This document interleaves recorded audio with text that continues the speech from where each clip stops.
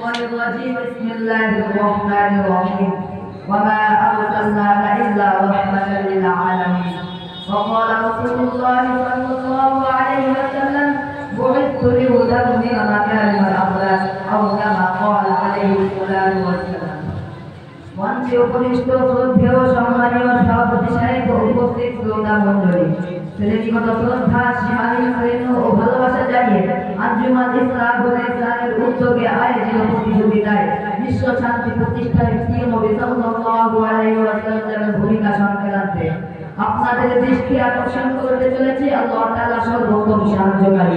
প্রিয় উপস্থিতি, আজকে আমার আলোচনার নির্ধারিত টপিক হলো বিশ্ব শান্তি প্রতিষ্ঠায় প্রিয় নবী সাল্লাল্লাহু আলাইহি ওয়াসাল্লামের ভূমিকা। সময়ের সংক্ষিপ্ত পরিস্থিতিতে উক্ত বিষয়ের উপরে কিঞ্চিৎ আলোকপাত করার চেষ্টা করব ইনশাআল্লাহ।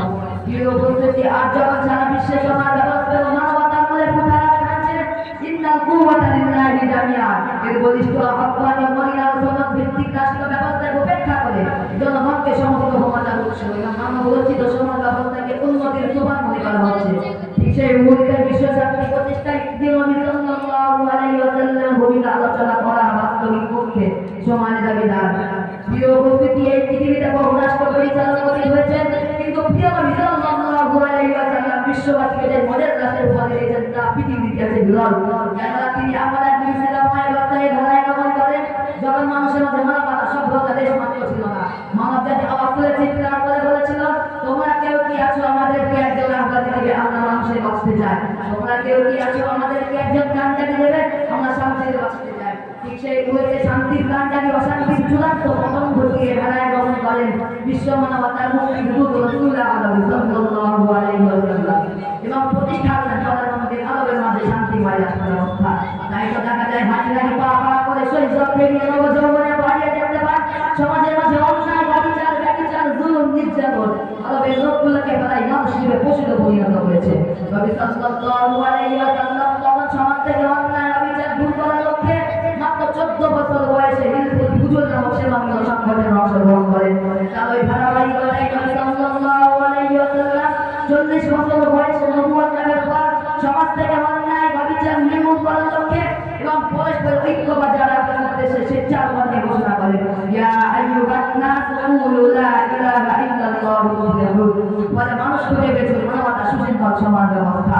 সমাজ থেকে শ্রেণী বৈষম্য নির্মূল করার লক্ষ্যে নবী সাল্লাল্লাহু আলাইহি ওয়াসাল্লাম ঘোষণা করেন, ইন্নামাল মুমিনুনা ইখওয়া। তিনি আরো ঘোষণা করেন, আল মুসলিম আখুল মুসলিম। বলে মানুষের মাঝে এমন ভ্রাতৃত্ব ইসলামী হয়েছিল যা পৃথিবীর ইতিহাসে বিরল। শুধু তাই নয়, নবী সাল্লাল্লাহু আলাইহি ওয়াসাল্লাম সকলের জীবনের নিরাপত্তার জন্য এবং হক কিসাসের বিধান জারি করে কোরআনের বাণী ঘোষণা করেন, ওয়ালাকুম ফিল কিসাসি হায়াতুন ইয়া উলিল আলবাব। বলে রাষ্ট্রে পরিণত হয়েছিল নজির বিহীন নিরাপত্তার ব্যবস্থা। সমাজ থেকে চুরি ডাকাতি ছিনতাই রাহাজানি নির্মূল করার লক্ষ্যে নবী সাল্লাল্লাহু আলাইহি ওয়াসাল্লাম কোরআনের বিধান জারি করে ঘোষণা করেন, ওয়াসানি ওয়াসানি কদ ফারাদাহু আলাইহিম মা জাযা আম্মা কাসাবা নাকালা মিনাল্লাহ। বলে আরবে ফিরে এসেছিল শান্তির বাড়ি হারা। নবী সাল্লাল্লাহু আলাইহি ওয়াসাল্লাম ব্যবসাকে হারাম সুদকে হারাম করে ঘোষণা করেন, ওয়া হালাল্লাহুল বাই'a ওয়া হারামাল রিবা। শুধু তাই নয়, নবী সাল্লাল্লাহু আলাইহি ওয়াসাল্লাম জিনার হাত ভাঙার ইজ্জত রক্ষার্থে কোরআনের বিধান জারি করে ঘোষণা করেন, আয-যানিয়াতু ওয়ায-যানি ফাজলিদু কুল্লা ওয়াহিদিন মিনহুমা মিআতা জালদা। বলে তৎকালীন যুগে কোনো নারীকে ধর্ষিত হতে শোনা যায়নি, কিন্তু বর্তমান যুগে কিছু প্রতিবাদীদের বক্তৃতা শুনে অবাক যায়। তারা বলে ইসলামী আইনের কথা বলে তারা আমাদের মধ্যে জিনার হাত লাগাতে হবে।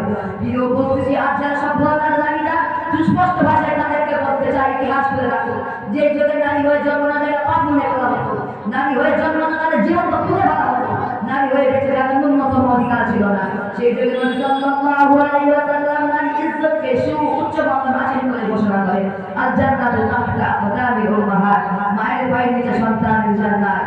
তাই তো মহাত্মা গান্ধী বলেছিলেন, আগার রাস্তে মে আমানি করনা চাহিয়ে তো মুহাম্মদ সাল্লাল্লাহু আলাইহি ওয়াসাল্লাম কে হুকুমত ইখতিয়ার করো।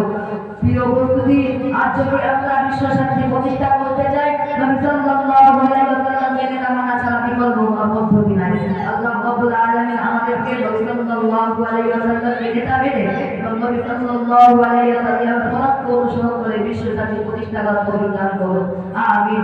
নাসরুম মিনাল্লাহি ওয়া ফাতহুন করিম ওয়া বাশশিরিল মুমিনিন। আসসালামু আলাইকুম।